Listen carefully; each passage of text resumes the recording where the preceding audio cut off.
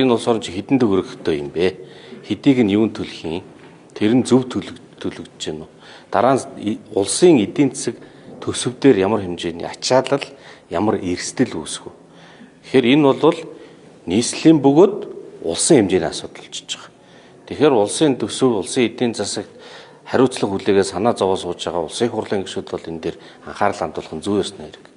Нөгөө талдаа олон мянган иргэд цахимаар гарын үсэг нийслэлийн төсөл хөрөнгө оруулалтын юмнуудыг сонсъё гэж өгсөн. Тэгэхээр энэ хүмүүсийн хүлээлт шаардлага байгаа учраас хүмүүс сонсъё гэдэг шаардлагатай бас учраас сонсох нь бол бас үүрэг.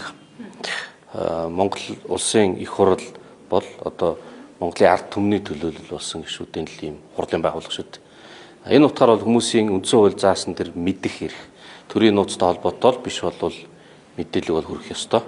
Энэ үүргээ нэгдүгээр гүйцэтгэлээ. Хоёрдугаарт нь засаг захиргааны нэгжийн тухай хуульч тэр төсвийн тухай хуульч тэр тэгээд нийслэл Улаанбаатар хотын эрх зүйн байдлын тухай хууль хот байгуулалт юун дээр бид нэр анхаарч ямар залруулахыг шаардлагатай вэ гэдэг дээр дүн шинжилгээ одоо энэ сонсголын үр дүнд ажлын хэсэг санаачилсан гишүүд хэлэлцээд санал дүгнэлт боловсруулна. Санал дүгнэлт бол холбогдох байнгын ороодоор хэлэлцээд хэрвээ тогтоолын төсөл боловсруулбал улсын их хурлын нэгдсэн жолноор орох байх. Ерөнхий дүнгээр нь харахад жишээлбэл Монгол улсын төсвийн нийт алдагдал 1.4 их 80 төгрөг. Улаанбаатар хотын дараа жил рүү шилжиж өгөн тооцоод 2.4 их 80 төгрөг. Тэгэхээр улсын төсвийн алдагдлаас өндөр алдагдал тэнт. Улсын төсвийн нийт хөрөнгө оруулалтаас илүү өндөр хөрөнгө оруулалт тэнт.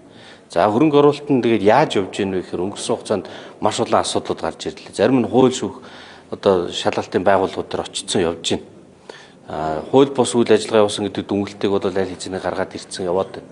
Тэгэхээр тэр том дүн, том тоог цаашаа бид нар яаж хяналтаа сайжруулах гэдгийг хилцэхгүй бол ерөөсөө болохгүй.